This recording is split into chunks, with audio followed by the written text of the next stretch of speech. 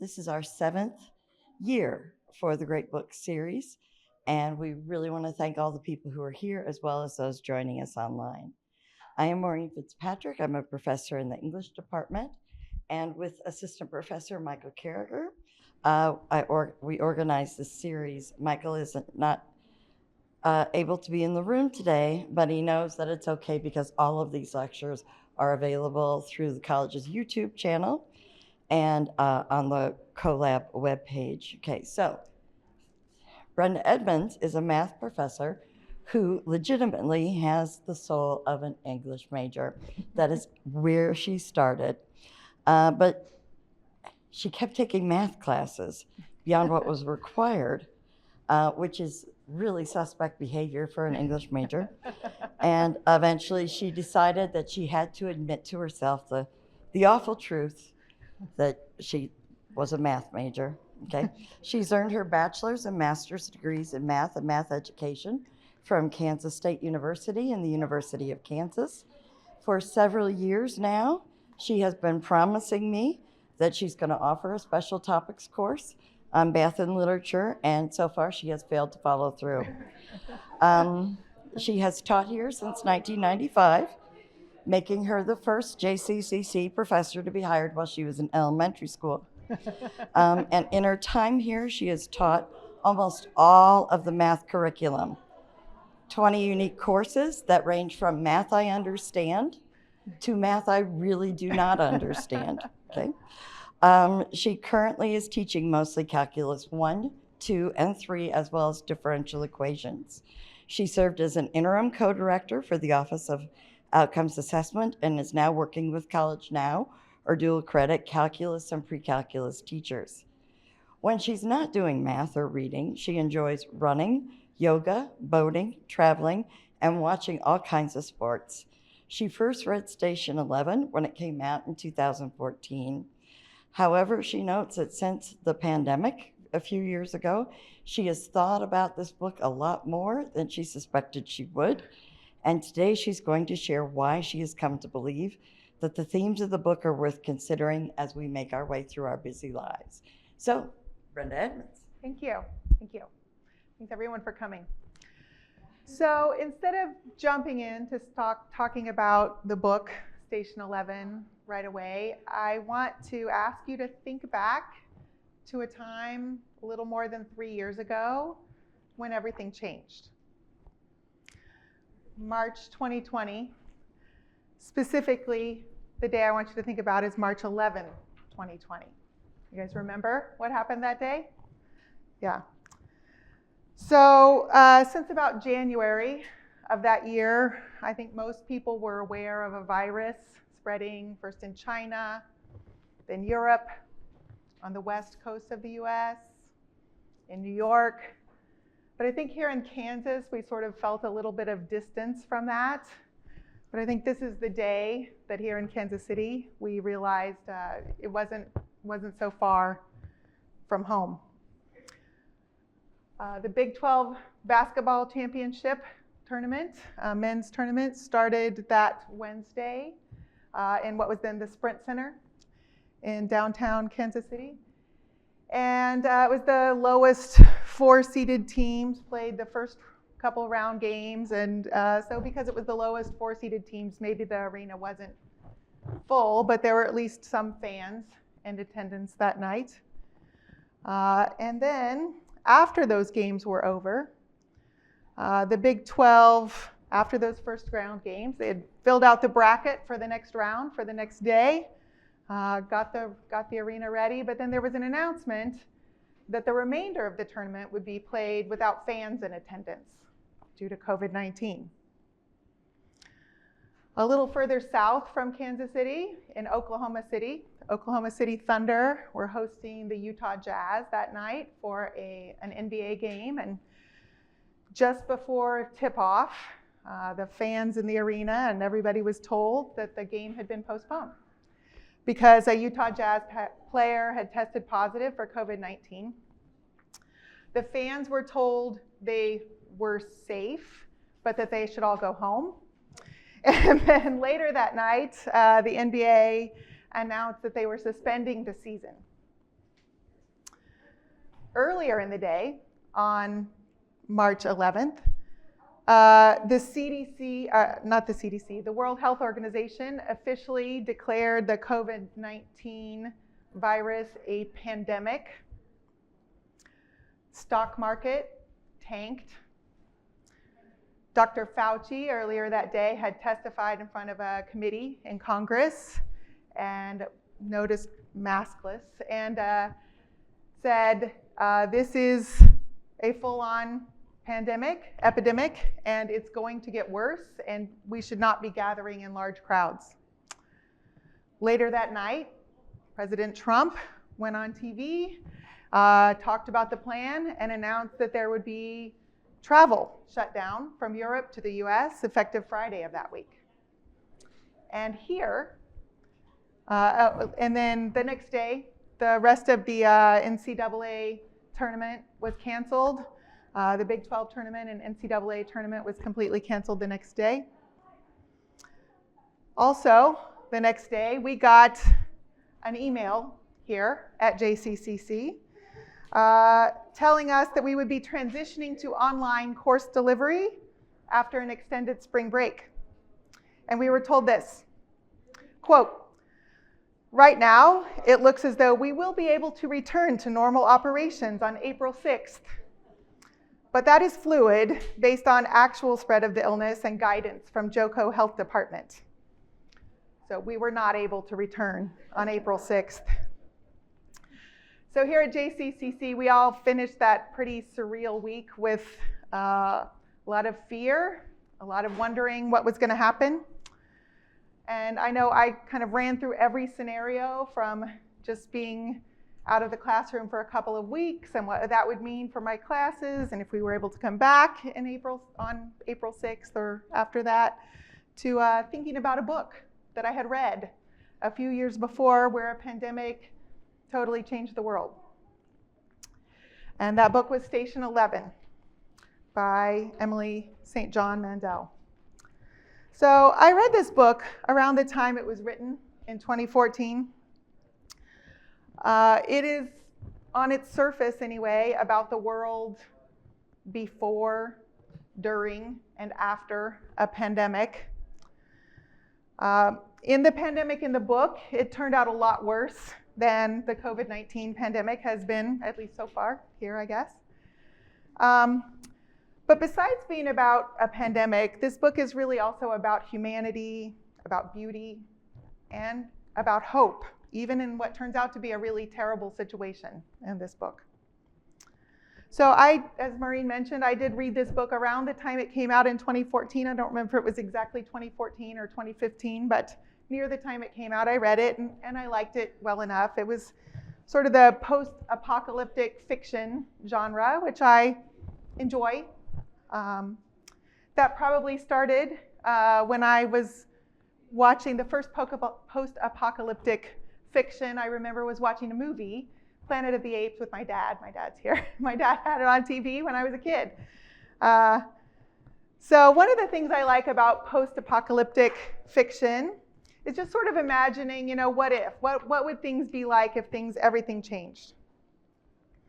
So I thought about this book, as with many books I read, kind of over the years, little bits. There would be little things here and there that would sort of intersect with everyday life, and I would think about it a little bit here and there. But then when March 2020 arrived, I started thinking about it a lot. I think as did a lot of people. The storyline in this book jumps back and forth in time from when the pandemic hits, 20 years after, 20 years before, back and forth. There are many characters.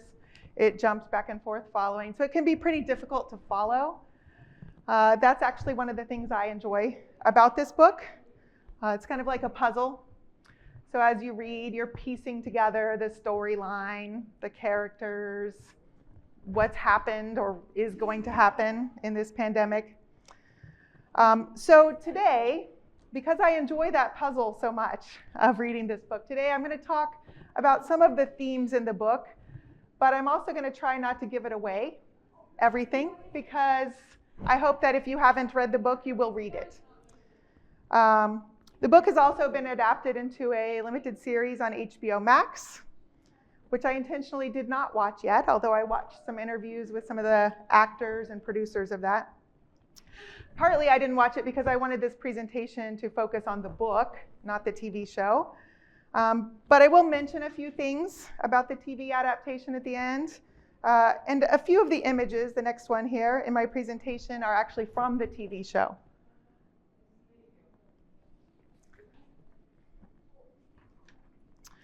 So the opening chapter of the book features one of the main characters. This is from the TV show.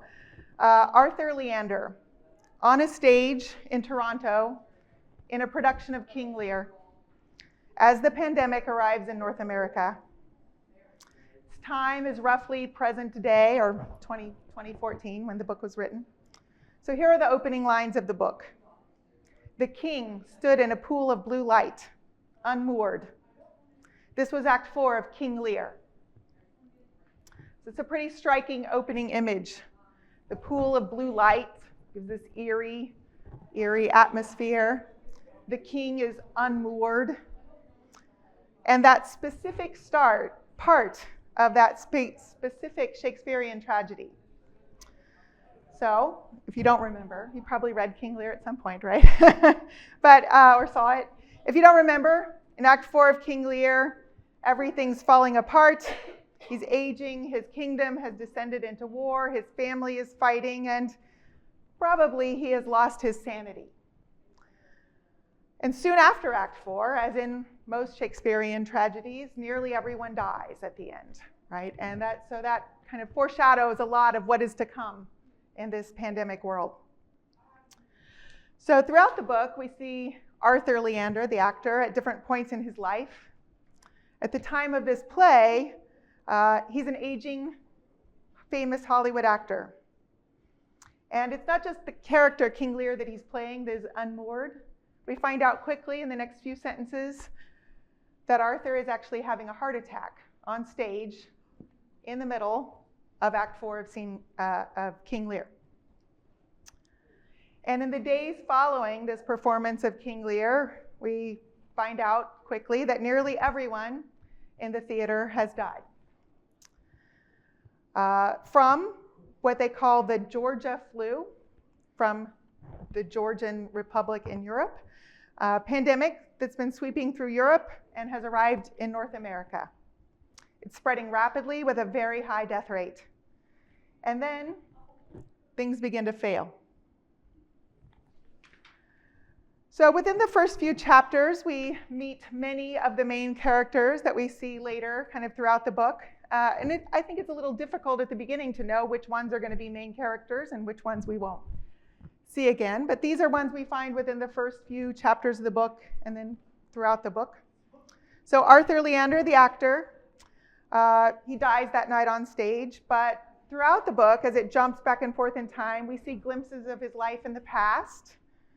So he's kind of a self-absorbed Hollywood actor, we find out. And typically, I guess, for self-absorbed Hollywood actors, finds fame and fortune, but he blows through 3 marriages, cheating on all of his wives, and failing to spend time being a good parent to his only son. Another main character we meet right away is Jeevan Chaudhary, I think would be how you say that. Another main character. He's in the audience of King Lear that night, and just so happens he's training to be an EMT. So he recognizes that Arthur is having a heart attack on stage and rushes up to help. Somehow, we never really learn exactly how, he ends up as one of the few people in the theater that night that doesn't seem to be infected with the Georgia flu. Or maybe he does get infected, but he has some immunity that fights it off. We don't ever find that out for real. After leaving the theater that night, he gets a phone call from a friend of his that works in an emergency room in Toronto. And the friend tells him that it is going to be a full-on epidemic and it's going to be very bad. And none of this has been on the news yet, that it's hit North America, but it will be soon. And the friend tells Jeevan to get out of the city, or at least to stock up on food and stay indoors. So this is a quote from page 20. Jeevan was crushed by a sudden certainty that this was it. that this illness Hua was describing was going to be the divide between a before and an after, a line drawn through his life. Soon after that quote, there's a description of Jeevan loading up shopping carts full of food, bottled water, and toilet paper, of course, a lot like what we all saw in 2020. But remember, this book was written in 2014. Also in the theater that night is Kirsten Raymond. At that time, she's an 8-year-old child actor in the production of King Lear. She ends up stranded at the theater. Nobody's able to contact her parents in the chaos of what ensues. Eventually, we find out that they had flu-like symptoms and went to the emergency room. And so we don't know exactly what happened to them after that. But she plays a major part in the parts of the novel that take place 20 years after the pandemic hit. 2 other main characters are introduced early in the book, although we don't really see much of them until later. So it's hard to realize sometimes at the beginning that they're going to be main characters. One of them is Miranda Carroll, who turns out to be Arthur's first wife. So at this point, he's going through his 3rd divorce, so she's kind of way in his past. At the time of the play, she happens to be in Malaysia on business, and she gets a phone call after Arthur dies, letting her know that Arthur has died.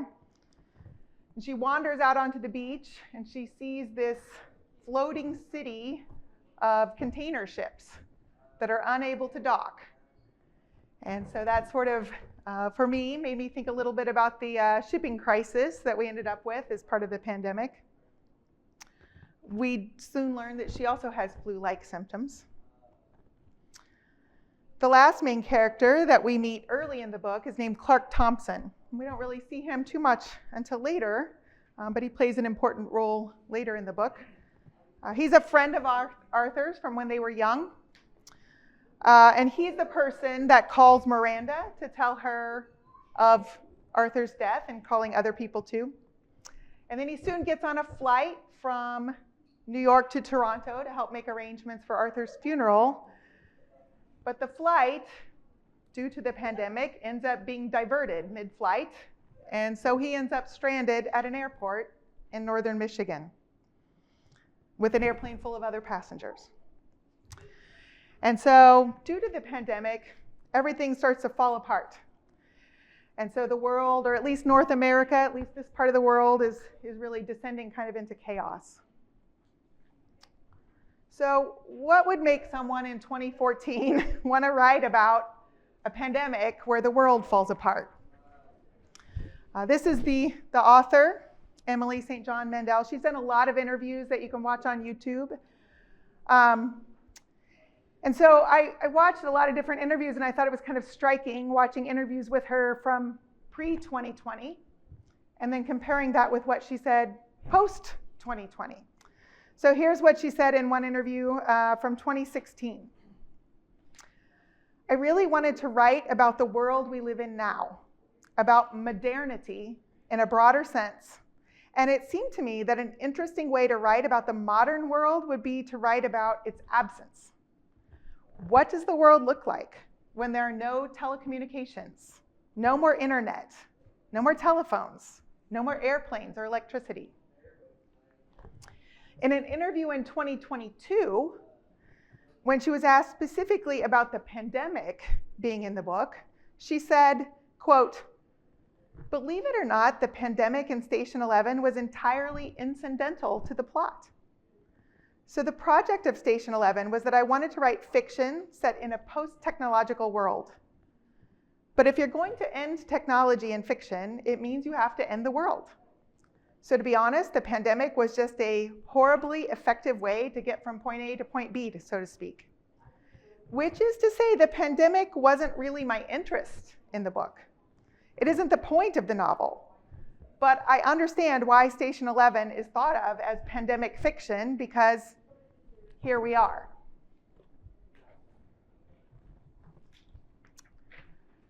So as the author says, her initial intent was to explore what happens when everything starts to shut down. What is the cascade of events that would happen? When one thing shuts down, what's next? And what would be left? What would we miss about modern life? And what would matter in the world that follows? As a way to think about that cascade of events and what would be gone, I'm going to read an excerpt to you from the end of part 1 of the novel.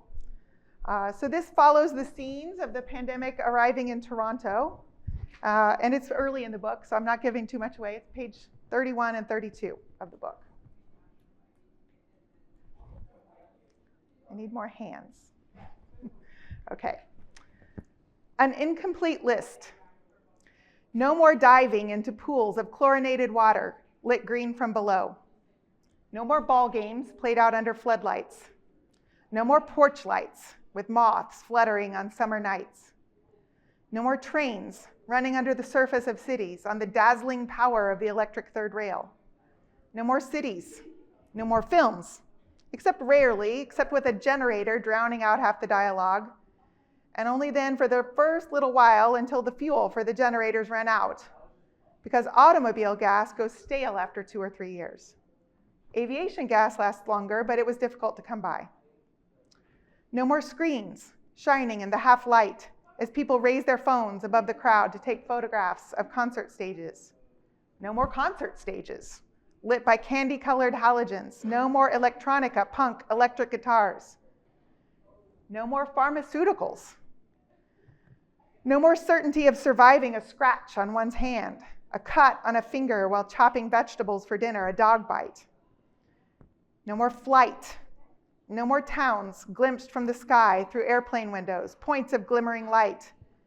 No more looking down from 30,000 feet and imagining the lives lit up by those lights at that moment. No more airplanes, no more requests to put your tray table in the upright and locked position. But no, that wasn't true. There were still airplanes here and there. They stood dormant on runways and in hangars. They collected snow on their wings. In the cold months, they were ideal for food storage. In summer, the ones near orchards were filled with trays of fruit that dehydrated in the heat. Teenagers snuck into them to have sex.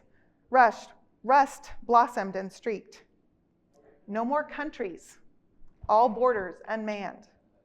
No more fire departments, no more police, no more road maintenance or garbage pickup. No more spacecraft rising up from Cape Canaveral, from the Baikonur Cosmodrome, from Vandenberg, Plesetsk, Tanegashima, burning paths through the atmosphere into space. No more internet, no more social media, no more scrolling through litanies of dreams and nervous hopes and photographs of lunches. Cries for help and expressions of contentment and relationship status updates with heart icons, whole or broken. Plans to meet up later, pleas, complaints, desires, pictures of babies dressed as bears or peppers for Halloween. No more reading and commenting on the lives of others.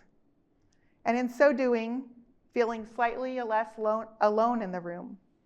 No more avatars. What would you miss? And what would you hope endures?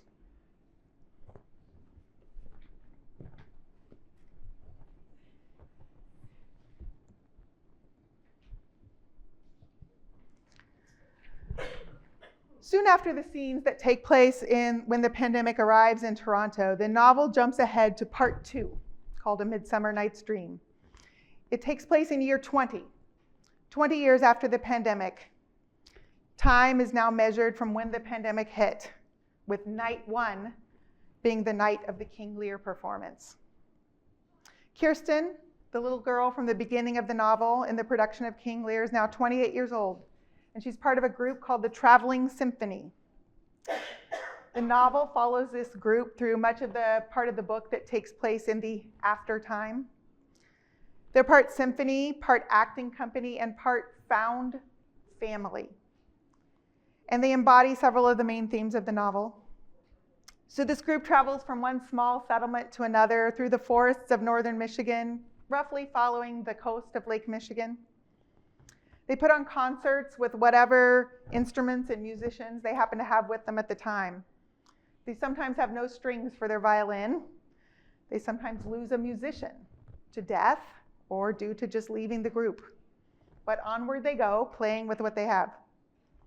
And they put on plays, Shakespearean plays. King Lear, Hamlet, Romeo and Juliet, and A Midsummer Night's Dream. They tried more modern plays, but audiences prefer Shakespeare. People want what was best about the world, according to one of the members of the Traveling Symphony. In an interview with NPR, the author of the book said that her husband told her that line, "People want what's best about the world," when she was discussing the premise of a traveling Shakespeare company with him. From page 119 of the book, describing the symphony. Sometimes the Traveling Symphony thought that what they were doing was noble. There were moments around campfires when someone would say something invigorating about the importance of art, and everyone would find it easier to sleep that night. At other times, it seemed a difficult and dangerous way to survive and hardly worth it, especially at times when they had to camp between towns, when they were turned away at gunpoint from hostile places, when they were traveling in snow or rain through dangerous territory. Actors and musicians carrying guns and crossbows. The horses exhaling great clouds of steam. Times when they were cold and afraid, and their feet were wet. Survival is insufficient. This phrase recurs throughout the book. It's an actual quote from a Star Trek Voyager episode that the author saw when she was young. But it has also become the motto of the Traveling Symphony, and Kirsten has it tattooed on her forearm. The author, Emily St. John Mandel, has called this statement almost the thesis statement of the entire novel. So what does it mean? One meaning is that it is an essential human function to try to understand the world around us through art, no matter how terrible the situation might be. Even when survival is difficult, as it is in this post-apocalyptic world, art and beauty are an essential expression of humanity. The author, in an interview, discussed this theme, and she mentioned a fashion show that was held in Paris just after World War II. And of course, for a more contemporary example, we can think of Ukraine, where we see artists and musicians creating art and music in the middle of war. Mandel says in an NPR interview, it's not that I don't think there would be a period of absolute mayhem and chaos and horror. It's that I don't think that period would last forever, everywhere on Earth. Because mayhem is not a terribly sustainable way of life. It seemed at least plausible to me that there would eventually be some kind of hope. Perhaps it's wishful thinking on my part, but I did like the idea that a Shakespearean company might be able to make it. From page 57 of the book, what was lost in the collapse? Almost everything, almost everyone. But there is still such beauty. Twilight in the Altered World, a performance of A Midsummer Night's Dream in a parking lot. You can tell from some of the excerpts I've read from the book about sort of the lyrical writing style in her descriptions of what's going on. I think another meaning of this phrase, survival is insufficient, is that a life worth living has a purpose. All of the main characters in the book go through transformations that lead them to find more meaning, more purpose in their lives. Sometimes that's for good, and sometimes it's not. And some of these transformations take place in the before times, before the pandemic hit. It's with the actor, Arthur Leander, who dies as the pandemic hits. Other transformations take place during or after the pandemic. And so discussing the specifics of those transformations those characters go through is maybe giving a little bit of the puzzle away that I hope you'll find if you read the book. But I think that's one of the things worth looking for if you read the book, is this search for purpose in life for all of the characters at some point in the book. Another important theme is family and community. So in a world where nearly everyone has died and civilization has collapsed, there's danger everywhere. Sometimes the people that are left can be terrifying. So the description of gunpoint and being chased away, right? But also the people that are left can find other people to build community with, to build families with, to find love with. And the humanity and the beauty of creating that community, even when it's not easy, is really a thread throughout this novel. From page 46, the problem with the traveling symphony was the same problem suffered by every group of people everywhere since before the collapse. Undoubtedly, since well before the beginning of recorded history. Then there are nearly 2 full pages chronicling annoyances and jealousies of the members of the traveling symphony with each other. And then, at the end of that second page, and this collection of petty jealousies, neuroses, undiagnosed PTSD cases, and simmering resentments lived together, traveled together, rehearsed together, performed together 365 days of the year. Permanent company, permanent tour. But what made it bearable were the friendships, of course, the camaraderie and the music and the Shakespeare. The moments of transcendent beauty and joy, when it didn't matter who'd used the last of the rosin on their bow or who anyone had slept with, although someone, probably Said, had written Sartre, Hell is Other People, in pen inside one of the caravans, and someone had scratched out other people and substituted flutes. The symphony was insufferable. Hell was other flutes or other people or whoever had used the last of the rosin or whoever missed the most rehearsals. But the truth was that the symphony was their only home. Traveling symphony is not the only community we get to see in the post-pandemic world. Clark Thompson, Arthur's friend who made the phone call about his death, he ends up stranded at the airport in this fictional city of Severn City in northern Michigan. And the Severn City Airport eventually becomes a large, thriving community. Citizens of the airport community intersect with characters kind of from throughout the book at different points in the time of the novel.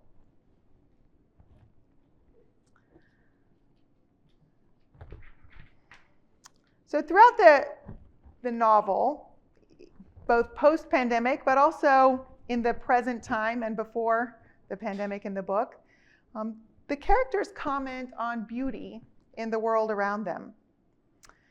So that beauty can be found in a performance of a Shakespeare play, in a parking lot, in the middle of a post-pandemic world, or even in petty annoyances with the people you have found and become your found family, in the bright stars of a world without artificial light, or in memories of things like chocolate chip cookies, or looking out of an airplane window at all the lights and lives below.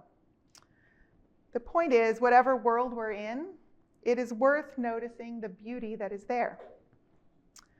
There's a moment of revelation for Clark in the pre-pandemic world.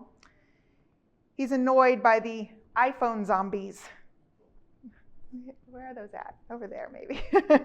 Transfixed by their screens. And they're in his way as he's trying to rush to a work meeting. So at the meeting, he talks with a woman, and she says something that sort of jolts him to a realization. And he says, because he had been sleepwalking, Clark realized, moving, half asleep through the motions of his life for a while now, years. Not specifically unhappy, but when had he last found real joy in his work? When was the last time he'd been truly moved by anything? When had he last felt awe or inspiration? He wished he could somehow go back and find the iPhone people whom he'd jostled on the sidewalk earlier and apologize to them. I'm sorry. I've just realized that I'm as minimally present in this world as you are. I had no right to judge. Kind of makes you think about paying better attention to the beauty and the miracles of everyday life. Even if the beauty and the miracle is your iPhone screen. One of my favorite parts of the book is what turns out to be the Museum of Civilization. So in a lot of her interviews, the author talks about the miracles of modern technology in this sort of rapturous language. So in fact, really, she said that's why she put a civilization-ending pandemic in this book, was to explore the role of technology in our lives by exploring the world without it. The Museum of Civilization ends up taking shape in the Severn City Airport. Clark starts gathering things and putting them in a display case in the airport as a record of a civilization that was lost. This is an image from the TV show. Soon other people are giving him things to add to the collection. Quote, "There seemed to be a limitless number of objects in the world that had no practical use, but that people wanted to preserve. Cell phones with their delicate buttons, iPads, Tyler's Nintendo console, a collection of laptops. There were a number of impractical shoes, stilettos mostly, beautiful and strange. There were 3 car engines in a row, cleaned and polished, a motorcycle composed mostly of gleaming chrome.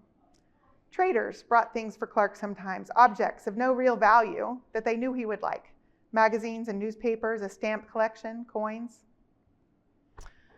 This part of the book is about legacy, another theme of the book, and really starting with that Shakespearean King Lear in the opening scene, who was kind of obsessed with his own legacy, extending into that post-pandemic world and all the ways that the legacy of the past ends up in this post-pandemic present of that world. I think it's also about the legacy of the beauty that author, Mandel, finds in our modern lives. So she says in an interview, "We do live in the age of miracles." She talks kind of in awe, with wonder, that we're able to fly to a whole other continent in a matter of hours. We're able to just take a little supercomputer out of our pockets and press some numbers on it and talk to someone in another part of the world. Or of modern medicine. And that maybe we sleepwalk through life and take those things for granted. This is also one of my favorite ways that part of Station 11 has spilled over into real life. If you look on the miracle that we have now called the internet, you can find all kinds of museums of civilizations that people have set up for themselves. The book, Station 11, has been a common read at some universities, and they've set up Museum of Civilization. Some of this was pre-2020, and some of it has been post-2020. And so people have put in there all the things they would choose to put in a Museum of Civilization. So the author of the book was asked in an interview what she would put in a Museum of Civilization if she was going to put it together. And she said, probably a globe, because I feel like it would be easy to forget about the world, that there even is a world, and my passport. So what would you put in your Museum of Civilization? Interesting. So one of the things that took me a while to understand was why the novel is named Station 11. As a math professor, I thought maybe it was about the beauty of the prime number 11 in the title, but it is not about that. The author was not a math major lurking as an English major. So Station 11 actually ends up being a comic in the book, written by Miranda, Arthur's first wife. And throughout her life, she works on this comic book, and no one understands or really respects her comic book art. So here's an excerpt where she's explaining it to Arthur when they first meet. "I'm working on a comic book project," she tells him later when he asks about her work. "Maybe a series of graphic novels. I don't know what it is yet." "What made you choose that form?" He seemed genuinely interested. "I used to read a lot of comics when I was a kid. Did you ever read Calvin and Hobbes?" Arthur is watching her closely. "Sure," Arthur says. "I loved Calvin and Hobbes. My best friend had a stack of the books when we were growing up." "Yes, right. Do you remember Spaceman Spiff? I loved Spaceman Spiff from Calvin and Hobbes. So she loved those panels especially. Spiff's flying saucer crossing the alien skies, the little astronaut in his goggles under the saucer's glass dome. Often it was funny, but it was also beautiful. She tells him about coming back to Delano Island for Christmas in her first year of art school, after a semester marked by failure and frustrating attempts at photography. She started thumbing through an old Calvin and Hobbes and thought, these red desert landscapes, these skies with 2 moons.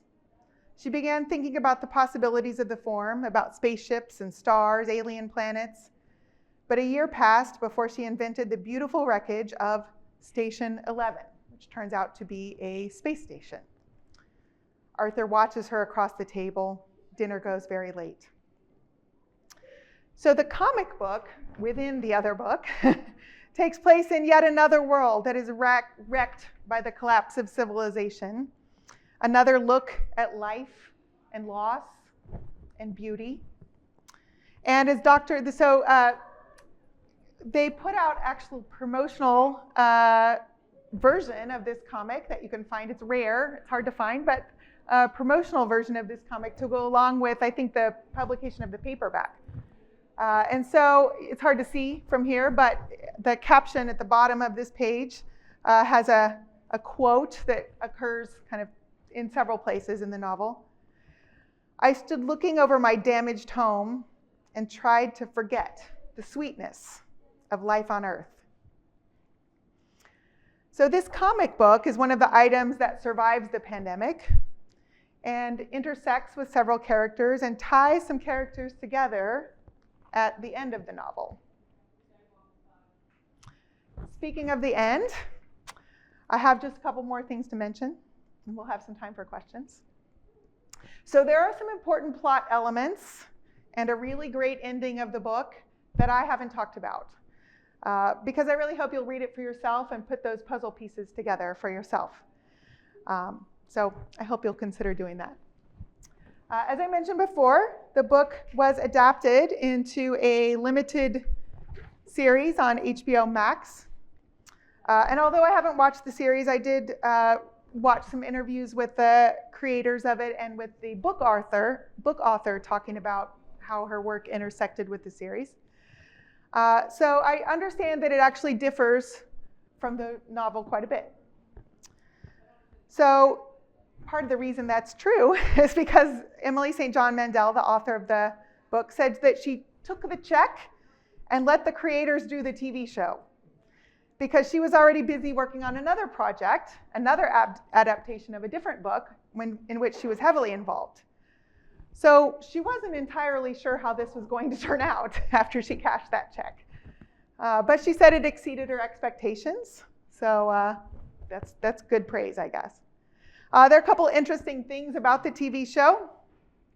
It started filming in January 2020, when there was an actual pandemic just roaring to life on the other side of the world. So Mackenzie Davis, the actress seen here, she plays Kirsten in the year 20 of the TV show. She was on Stephen Colbert, and Stephen asked her about her thoughts about working on this pandemic TV show when there was actually a burgeoning pandemic on the other side of the world. And she said, yeah, but I mean, I think everybody at that time was like, well, I mean, it's not going to cross the Atlantic. Like, how would it get here? But of course it did. And they had to shut down production for a while. But they were able to restart production, and then it premiered in December 2021 with 10 episodes. You can still watch it on HBO Max, or I think it's also on Amazon Prime. So that's my binge coming up soon. All right, so this is a book about hope and beauty and what really matters in the world. Station 11 is a pandemic story. It's a puzzle. Its writing is often lyrical, describing the beauty of the world. But mostly, it's also a book about hope and beauty and what matters in the world, because survival is insufficient. Thank you. We have some time for questions if you have any. If you have a question, please ask for the mic so that it can be picked up by the recording. I'm just going to start while other people are thinking. It often post-apocalyptic sort of literature is a cautionary tale, but it doesn't sound like you think that this would be a cautionary tale. I think from reading the book and watching some interviews with the author, I think maybe only in that part I read about Clark sort of sleepwalking through his life and not noticing the beauty of everyday life. I think that is the caution, you know, recognizing the miracle that is the grocery store that you go to and you have all this food that is just there and you can buy it and take it home and cook it, and like that's not a yeah, well, maybe you should like recognize the miracle that is the grocery store, right? Or your phone, right? Or whatever, right? So I think that is perhaps the cautionary tale is, you know, just that whatever situation we're in and however mundane it might seem, that there is a lot of beauty to be recognized. The flying on the airplane, where she describes the beauty of being able to look out the window. When you go on an airplane, how many people look out the window that much? Not that many. They're looking at their screens, they're reading their book, right? But like, we don't sit in that airplane 30,000 feet above the ground every day. I can't stop looking out the window. My husband gets grumpy because I always want the window seat, but I think that's the cautionary tale. Anything else? Yeah. So, a lot of thoughts in my head. I'm going to try to make this as concise as possible. So, one cool thing about the book, so I've read the book, and I've watched the show, and I highly recommend both for sure. Okay. What's that? No, it's on HBO. Yeah. So, in the book, it's a post-apocalyptic landscape. It's a landscape that you think, you could reasonably think that art might have been driven out of. But art persists. Things that are beautiful persist, and that's a wonderful thing. And it's one of the things that I really enjoyed about the book. But it also got me thinking about like things that push art away in our modern life, right? Like, I think a lot of people don't engage in artistic pursuits because they don't have the time. So like a lack of time drives out artistic pursuits. And I think that one of the places that starts is in college. When you're a college student, you get so busy. And these things that you might want to pursue creatively, thinking about beauty, those kinds of things you don't get to because you get to be so busy. So that's a long way of introducing my question, which is, do you try to make room for beauty in your classes? Do you try to communicate what you find beautiful about the subjects that you study in your classes? That's something that I have tried to do more, not having anything to do with this book, but the book kind of made me think about that a little bit. Yeah, I think that's a great point. And you know, I teach math, right? And my students maybe roll their eyes, but when I talk about the poetry, that is, you know, whatever it is we're looking at, and Maureen rolls her eyes when I say those kinds of things to her too. But it is, I mean, it is poetry, and it is, I mean, I believe that. You have to get, like as a math professor, you have to get past the, you know, like do these steps and get the answer. Yeah, like do the same thing to both sides of the equation or things mess up or whatever. But the beauty of all of it, and when you get far enough along that you can sort of pull back from that and see that beauty. Yeah, I mean, I think that's always been a thing I've sort of tried to pull into my classes, but yeah, I think that's a great point. You know, that's the more important thing sometimes, right? Being able to help students see whatever they're doing, not necessarily math, any subject, but getting past the mundane parts of accumulating points to get a grade and to like thinking about ideas and beauty and yeah, creating art as part of that. You know, I mean, we have a lot of colleagues that do some really amazing creative things in their classes. I think that's a great point. Yeah. So it is hard as a student though to do that, right? And now we're going to have things called guided pathways or whatever, that if you take a class outside of your degree, it's going to say, wait, do you really want to take that drawing class that you don't need? And I hope that you'll be able to say, yes, I really want to take that drawing class that I don't necessarily need. So, yeah. I don't know if do you have more to say about that? Yeah. Yeah. I was just thinking that you and I both teach classes, because I teach composition, that are very much required. And sometimes the beauty mindset is not there, so you really have to cultivate it if you want to talk about those things. It can be tough. Yeah, I think it can. Yeah. I do appreciate the poetry in math. I just think it's like Robinson Jeffers and really dark poetry. No. It is not. Any other questions? Okay.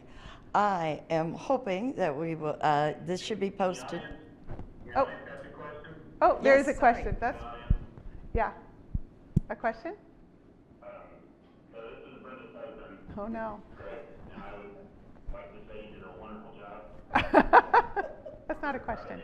And I love watching you look out the window. Maybe not me. I just love watching you watch out the window. Okay. You did an amazing job. Thank you. I didn't mean to ignore other people in Zoom. Okay. So you didn't really talk about there are dark parts in the book. I mean, I think There about are. that community where there was that guy that was kind of definitely in charge. Yeah. Yeah. Yeah, there were some dark parts of the book. So there is Yeah. a character called the Prophet who was inspired by David Koresh, the Branch Davidian leader. And so there are some dark parts of the book. And then you find out at some point that that actually was a character that connected somewhere else in the very end of the book. You figure out where this prophet came from and how he connects to all the other characters of the book. So yeah, that is something that if you watch the TV, I think they've changed some things with the TV show with that character, but yeah, there are some dark parts of the book. So I didn't know how to talk too much about that character without giving away too much about it, but he was inspired by David Koresh, who was a cult leader, and Branch Davidian compound in Waco, Texas, that ended in a tragedy of people dying. And yeah, so yeah, there are dark parts. Yeah, but I think the point too, though, is even though there are dark, people die in the book, right? Not only from the pandemic, but from violence and other things later. But yeah, I mean, I think the point, as she mentioned, like the mayhem is not a sustainable way to live. That eventually there has to be some other beauty that humanity partakes in. Doesn't mean every character gets to be a part of that, because they might have passed on. But yeah, I think that's an important contrast for her with the beauty that's there. The beauty amidst the tragedy, maybe. Yeah. Anybody else on Zoom or other places? All right. Thank you for coming. Thank you for all of the support. Thank you, Brenda, one more time.